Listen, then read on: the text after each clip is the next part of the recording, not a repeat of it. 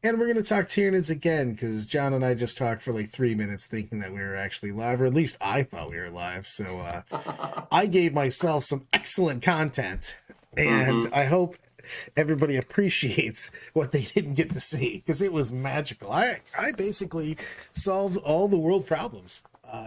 No one else got to see it. Absolutely. He was reading me the July balance update. It was true. It brought a tear to my eye, really. It was magical.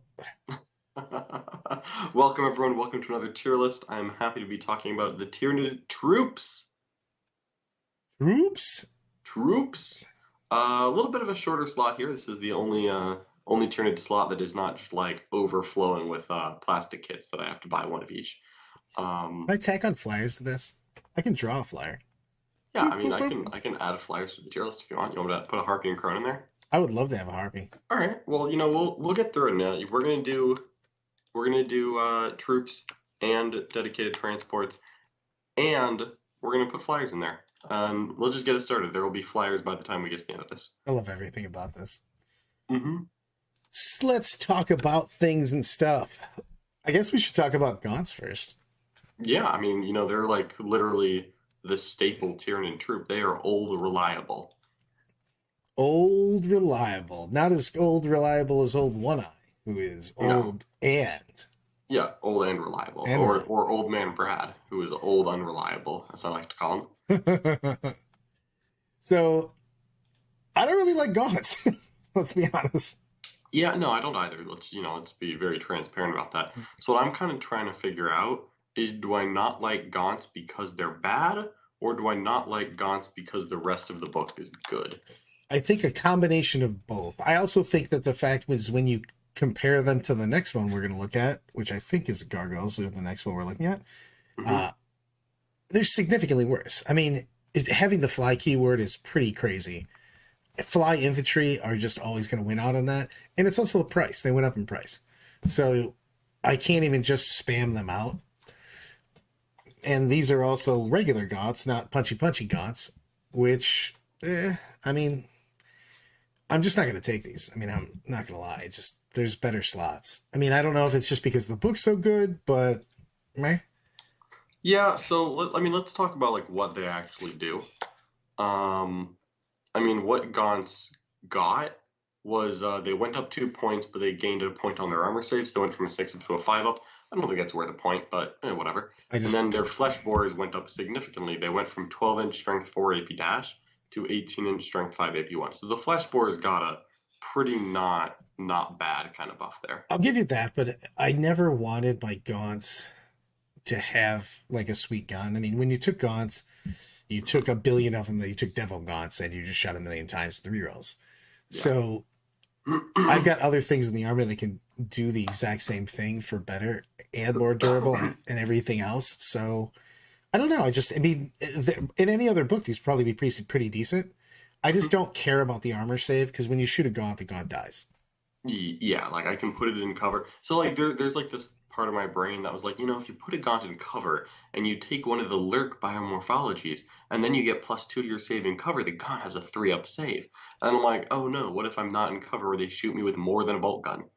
I'm dead. Yeah, I do love Paul. The Combat Patrol feels like it needs a time machine to come out 1 year ago with 32 Gaunts. Yes, it literally feels like it's showing up in its 80s attire going, I'm from the past. Yeah, I really would have bought a lot of those boxes a while ago, and now I'm like, I shall buy 0. Yeah, I've come to save everything. Like, yo, bro, you're too late. So, Quentin Rampage Johnson's not going to weep for the Gaunts. Are they perfectly balanced? Are they flawed? I mean, I feel like they're fine.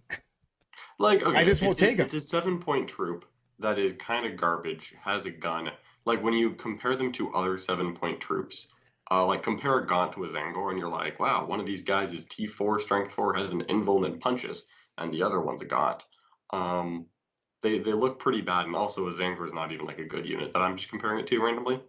I mean, it has a gun, so I mean, it has a gun, and it gets the Tervagon buff, which like makes Gaunts better. Because you know what, honestly, if you took like 30 Gaunts and you were like, yep, they're gonna get +1 save and cover, and then they're gonna get like 3 ups in cover, and that's like adorable. And then you have a Tervagon behind it that actually probably never dies. I mean, sure, but I don't know. Yeah, no, they're still not good. Are they going? Are they going here? Are they going into flawed? I mean, they're not bad. I could go all the way down to flawed because of how bad they nerfed their damage output. Buffing the... Ironically, they got worse damage because the Devourer just went from good to absolutely trash.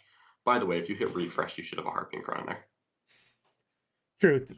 Crusher and Leviathan are not going to be valid. Mm-hmm. I, however, kind of knew that one, so that wasn't a big surprise. Oh, was it announced by GW? Yeah. Oh, Christian, where did they announce that? We can put some hot takes in here. Downloads of Warcom. Nice. I will not pull that up right now because we'd be looking at that instead of this. So, all right. Well, let's tack on a little bit at the end. Give me a moment and I can find this, but we'll finish this bad boy and then we'll go into that. Mm-hmm. Saucy. I'm putting Gargoyles at the top, bro. Dun dun dun. Gargoyles at the top. Yeah, I think Gargoyles are a tournament staple. We've seen some people go with like a warrior spam. It's obviously it must be said that we're going to see well, I mean, who are we kidding, right? We're going to see a lot of warriors, but like Gargoyles have been sneaking into lists as like 1 or 2 as like a really fast troop choice that's a good move blocker.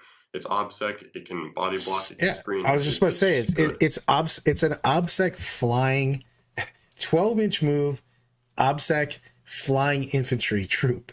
It can do actions, it can steal objectives, it can block.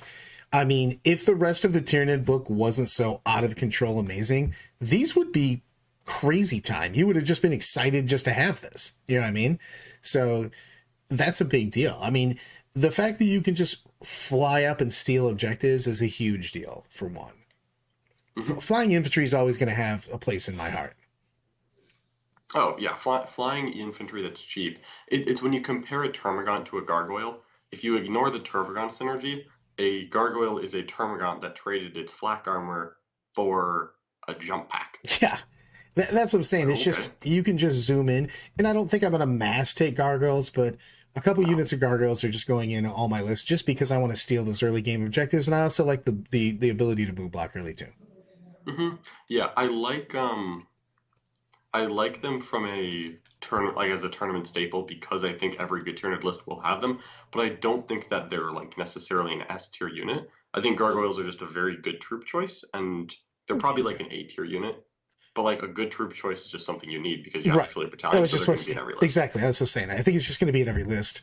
They're great for R&D. They just have a lot of uses. 100%, Kyle. 2 10-man Gargoyles. Good strat support as well. Great strat support. Yeah, it's just really strong at that. Again, fly keyword is just amazing. You can also screen and not worry about being grabbed and held. You can't be tri-pointed because you just fly away. So it's just a big deal. They have like a lot of uses. They're not going to do any damage whatsoever. If you do any wounds with your Gargoyles, it's fantastic, but that's not what they're in your list for at all. Yeah, they're really not there for the damage. I don't know, like their gun is cute. I'm always waiting for this scenario where I'm going to spend 1 CP to turn the Gargoyles into strength 6, 24-inch range because I have like a bead on like a swooping hawk unit. And I'm like, I got you now. It's not even a terrible gun. It's just that I constantly doing something that is not letting me shoot, and then I'm getting killed.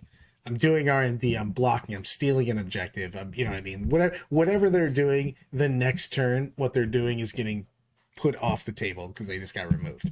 So they're not looking to do damage. So I really like them. Mm-hmm. Yeah, they're great. Like we don't need to talk about it that much more. It's just Gargoyle is good. You should take some in your list. Let's go with some punching little bugs. I would actually say that I like the punching little bugs more than I like the punching shooty bugs. Mm-hmm.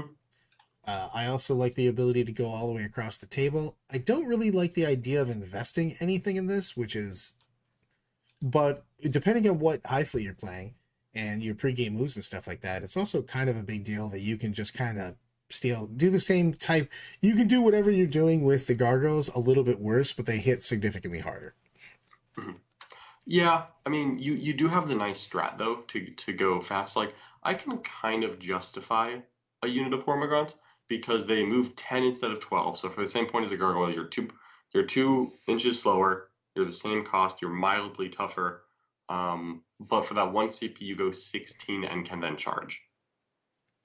Yeah, so yeah. you do hit harder in combat for whatever that is worth. For sure. No.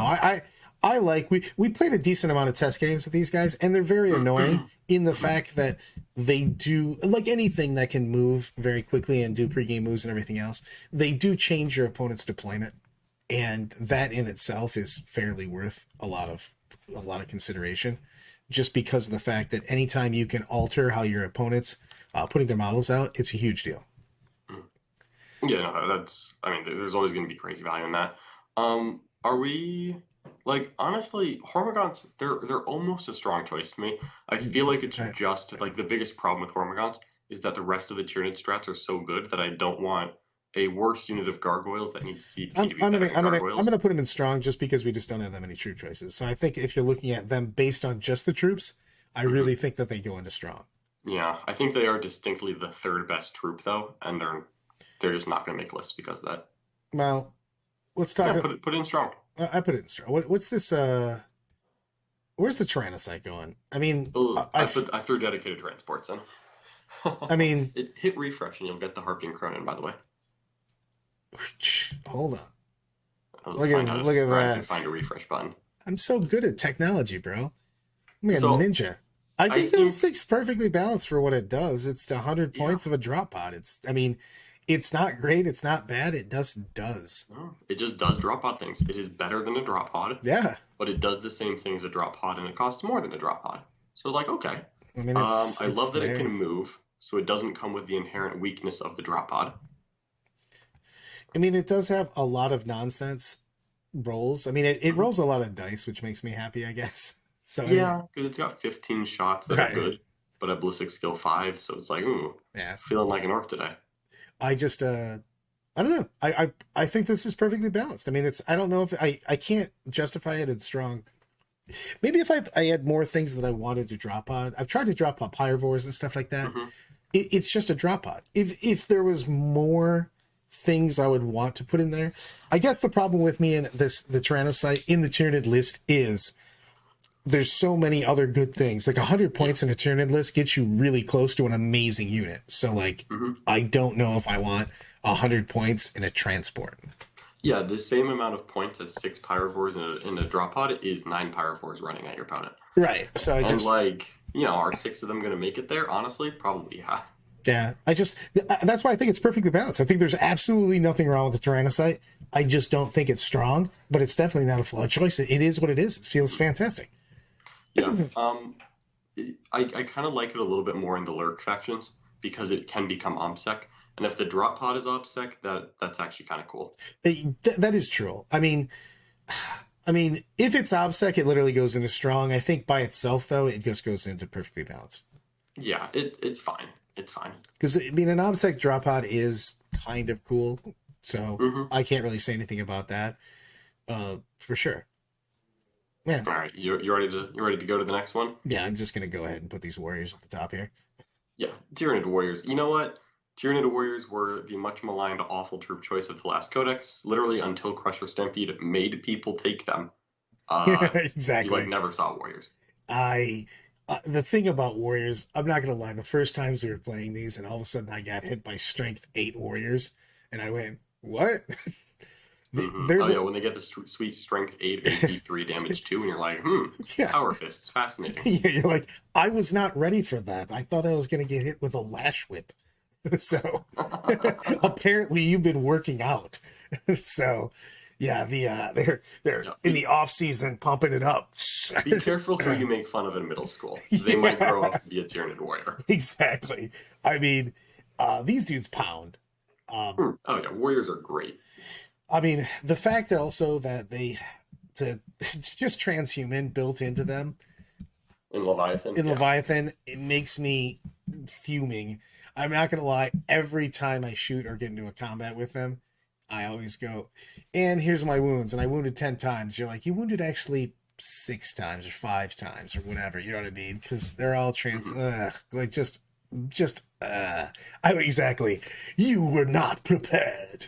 So this keeps happening in our practice games. Like Jack like points like a Grandmaster Dread Knight at like a warrior squad, and he's like, "Yeah, I think this is gonna kill the whole squad." I'm like, honestly, man, I bet it. I'm pretty sure I'm gonna have a warrior left. And he's like, "Oh, like I don't know, like let me roll it." And I'm like, "Okay, well you're -1 to hit because there's a venom trope, and then I'm transhuman, so you wound on 4s." And then like I lost a warrior and like wounded the next. I'm like, "Okay." yeah. And he's like, "Oh, I really thought that would do more." The same thing on it. It's just they're so much more durable than they used to be. They can be pretty big hits, and there's still synapse. I mean, just that's. It's just they have a lot of uses as a troop slot. They're just like nutbag. I mean, they're the top here. Oh yeah, they're baller, no doubt about it. I mean, it's just the fact that they can actually do damage now. They're not just the random thing that gave a buff and was synapse is huge. You know what I mean? It's they're fun. -1 damage strat to his baller. There's a lot you can do with these guys. An OBSEC troop that's very difficult to kill. I mean, you got to think about it. In Leviathan, they have transhuman. They can be -1. You know what I mean? They have synapse. They're again an OBSEC troop. They can just do the mission secondary, the mission tertiary, primary, whatever you want to call it. You know what I mean? They can do it the same turn. They can drop a bomb if they want to. You know, so these guys are just boss mode. They for sure are showing up at the tops. They're the bee's knees, my friend. They are the bee's knees. They do everything. Like they have an expensive like initial cost, but then you realize that all their weapons are free. Because like the warrior went up like 8 points in model, and when I saw that, I'm like, man, that kind of blows. And then I'm like, oh, the weapons are free now. Right? No, this is fine. You don't get nickeled and dimed on all the weapons like you used to. You know what I mean? Exactly. Yeah. So yeah. They're priced to move. But Death Spitter's great gun, Lash Weapon Bone Sword, or Double Bone Sword, which is probably more common. Great combat. Like just go hit people with them, right? Like they're just beautiful creatures. So tell me which one's the Crone and which one's the the one that I like. Okay, so the first one here, the one that has is pointing towards the left, that one's the Harpy and it has venom cannons or barbed stranglers on it. And then the one that isn't is garbage. Yes, I mean, is the one on the left the garbage one? The one on the left is the garbage one. So let's do the Crone first. Yeah, there you go. I mean, the Crone's like actually it's actually fine. It's actually fine. It's just the fact when you compare it to that. We're gonna do these at the same time. Yeah. This is why I feel, because the Harpy is straight baller style. Oh yeah, remember my 4 damage weapon that I can hit you and you can't do anything about? I also now hit on 3s because apparently I went to target practice over the weekend, and I can zoom in wherever. And then you also have underslung guns that actually shoot a nice volume of shots. I think this guy's actually flawed or perfectly balanced for the Crone, by the way. Crone, I feel like he's flawed, not perfectly balanced. He doesn't really do anything. His combat is kind of garbage. He just flies around with a 2d6 shot flamer that's damage 1. And like, I don't know, it's kind of hard to get excited about an old Helldrake. Talk about that. Yes. Well, that's what a Crone is. The Crone is an old Helldrake. Yeah. I mean, the problem is he's flawed. He's probably flawed anyways, but he gets a really flawed because of the fact that the Harpy's so good.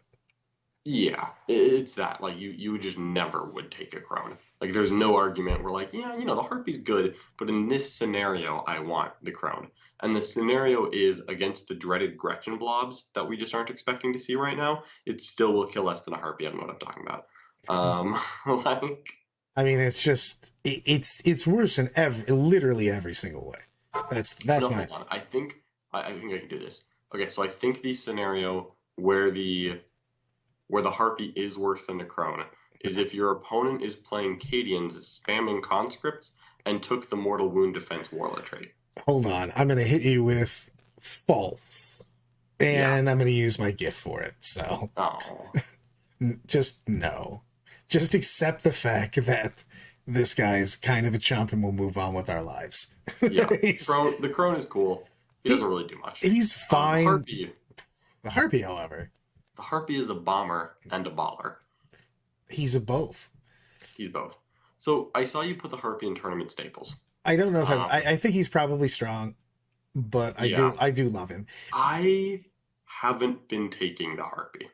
That's why I didn't put him in tournament staples, because of he's not a must-have, but he is really good. How about that? He is really good. You know, he's basically 2 Ravagers strapped together, that onto an Archaeopter. Which, when you put it that way, why am I not taking him? He's really good, dude. Yeah, he is. I mean, it's like 6 good las cannon shots coming out of a bomber.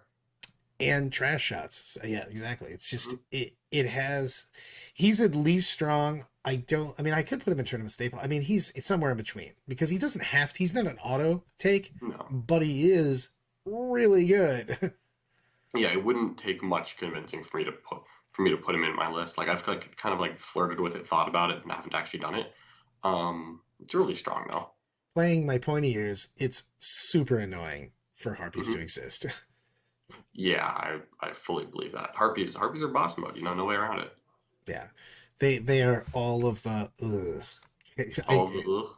Well, when you're playing against them, it's all the it's the same thing the Flyers always had, you know what I mean? It's an uninteractable model that can show up anywhere on the board effectively. So and he shoots pretty good. Yeah, and it puts the pain down. So that's a big deal on it. And that the fact that it's got the big bad boy shots that can just pick up your vehicles or your big target or whatever, because it's damage 4, but they also have the trash shots underneath, so they can get rid of some nonsense. And again, they're hitting on 3s. Big deal. Yeah, no, Harpy's great. Like, no argument on that one. Harpy's great. I haven't played any games with the Harpy yet, actually. I keep looking at it and like rolling out what it does, and because it has no inherent rerolls, I keep like not being that impressed by it. Like, I'm probably gonna get it on the table just to. It's the fact that they never fixed Flyers, the mechanic. They just went. They just went. You can only take 2. So it still has inherently all the Flyer benefits. It can be anywhere on the board. It's hard to interact with. Can move, block. You know what I mean? So there's a lot to be said for this bad boy going in it. So let's talk about the Psychic Awakening faction updates. Psychic Awakening faction. I have to. Do you need a link? I definitely need a link. Yeah, I'll send it to you on Facebook. I mean, whoa! I thought you're thinking that I was going to find this by myself, John. What are you crazy? This is crazy talk. There you go. I mean, if you want me to summarize for you, it's literally everything we already know, and then don't take Leviathan or Crusher with the Tyranid Codex. That's what it is. Let's studio mode. I think this is perfect. Perfect. Let's just transition right into this bad boy. Psychic Awakening faction updates. Now we're talking about the hot takes, guys. Bizarre. I love that they have this out, by the way. Yeah, no, I'm glad that they finally did this, because I was really impatient waiting for an announcement. I think this was the right choice. I don't think Tyranids needed any of their supplements. And also, we are now at the point where I can have a conversation about if I want Leviathan or not. Let's look at this, what's good and what's bad. You know what I mean? So, because some of these choices are fairly weird right now, because they've taken out a decent amount of who can take what, you know what I mean? And it doesn't totally happen as you think it would, because some people still get to use it that have books, but let's begin. Yeah, it is a little bit weird that, like, the Metallica supplement is used in the new Admech Codex, and the Leviathan supplement isn't used in the new Tyranid Codex. But I'm going to be honest, Tyranids don't need it, so I'll just kind of take that as it is and roll with it. Yeah, I mean, we're basically using almost all the wars, at least the Warzone books haven't gone away, except for Octarius, apparently. And that only became because NIDS. And I think this is I guess it's fairly unfair for the NIDS, but sorry, NIDS. Yeah, NIDS got enough new toys that they're just gonna have to live with this one. Yeah, it's all of the what? The but this we're not getting to use. I didn't think I scrolled down far enough. Of course I didn't. We can't. Rising Tide. You don't get Leviathan. You don't get Synaptic Link, and then the White Dwarves. We don't get Crusher Stampede. We don't get the Death Watch or the Harlequins in the White Dwarves. Yeah, but those are all the psychic. Yeah, that's all the. It's all the actual. Yeah. Yeah, it's already out anyways because those were the army books before they had army books because they were a White Dwarf article for it. Mm-hmm. What do you think about this in play? Because I don't think it makes a hell of a lot of difference because I don't think anybody was thinking the Crusher was going to make it through. Yeah, no, we had some people like there's always people on the internet who are like, until GW tells me otherwise, I'm gonna make my new Malicifters -1 damage, and that's the voice they use. To be clear, that's exactly what they sound like. That's how they type on Reddit. It's a custom text file you can put in. No, this makes no difference at all. Everyone already was on. Like I think all the events that I've seen in North America were ruling no Leviathan Crusher until we got an FAQ from Games Workshop that updated the verbiage. And that is never going to happen because it's gone. Christian, without the supplements Crusher, do you think Nids will continue being the boogeyman? I don't think that it made any difference whatsoever. Nids will for sure be the best. I don't even think any of us have been playing them except for that voice, have been playing them with Crusher being available. Yeah. So no. I have not tested a single game with Crusher Stampede being available for the new Nid Codex. Correct. I have not played any games with Leviathan or Crusher. I kept hearing rumors about what would happen, and I heard 4 different rumors that said 4 different things. So, I just kind of waited. And, yeah, here's the answer. So, Tyranids are still very good. I think that they are going to be a very strong book. I think they're the top army in the game right now. I think that actually the bounce patch has closed the gap a little bit between the Tyranids and the next best armies, but I still think Tyranids are on top. Yes, and more yes for you. Don't buy GW books. I'm not going to lie to everyone. I buy the GW books for the fluff because I'm a fluff nerd. I basically get online copies for everything else. The thing is that for us to have a healthy meta continuing forward and have things going on, they have to embrace digital anyways because we're going to need more and more frequent updates. So we're already talking about 3 months, but I've been pushing hard. Hopefully eventually they'll accept it. That basically every time we get a codex, it should be FAQ'd and have its point changes within 4 weeks after it comes out. Just basically a hot patch like any game that you've ever played online. You're going to get hot fixes immediately, and you're never going to find all the stuff. Period. You know what I mean? Before stuff comes out, until you get in tens of thousands of games, which happens within the first weeks of the codex coming out. Yeah, man, that's just the reality of it. Yeah, but still, I just. I mean, oh boy, you just we can have, but that's the thing though. And I was saying, Spectre say, yeah, I will continue my rant on that because you can't. As long as it becomes digital, we can immediately get fixes. You know what I mean? If something's broke. If we only embrace books, which GW does a little too much on that, and print books, you're not going to have an up-to-date balanced game. It has to be able to be fixed at a moment's notice. You know what I mean? I like the pace that the updates are coming at right now. However, I'll acknowledge if you are a more casual player and you show up and you're like, hey, I'm going to use my rules, and your buddy's like, oh yeah, sorry, you can't use that. And he's like, what? Like I got it new in shrink wrap last month. Exactly. And it's like, yeah, still no. And you know what? Honestly, there's going to be guaranteed some people who don't pay attention enough to read this, and they're going to go buy the Octarius book after this document comes out because it's still sold on the GW website, and they're going to go buy it with the Tyranid Codex. 100%.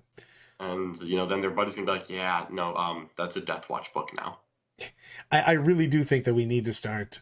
It has to be digital though. You should be able to literally click your. The app has to work. I'm gonna go crazy again. On the app. Boy, it's too much. It's too much to ask for. I know, but you should be able to click your faction and all of your rules should come up. You shouldn't be searching by book. I shouldn't have to guess where my rules are. Is that in Faith and Theory? Is that in Blood and Baw? Who cares? Click Craft World. Click Blood Angels. You know what I mean? And it shows all of my rules. Period. You know who does that? Wahapedia. It just drives me crazy.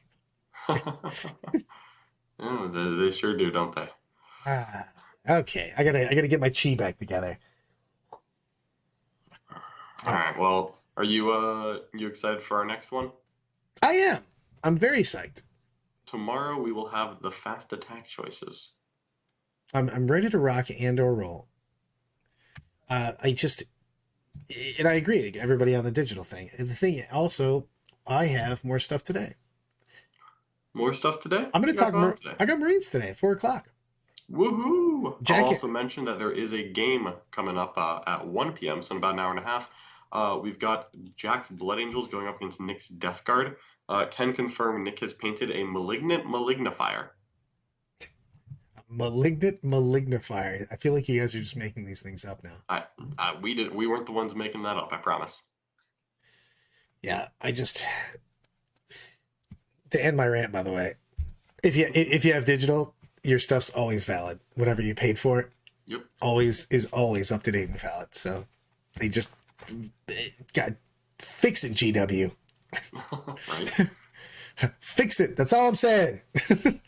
But everybody, thanks for as usual hanging out. Hope to see you later today. I do want to talk about my Sallies again. Mm-hmm. I'm just making it a Salamander clinic, even though it's an Astartes clinic. I'm just going to force it. It's going to be a Blood Angels Salamander clinic is what's going to happen.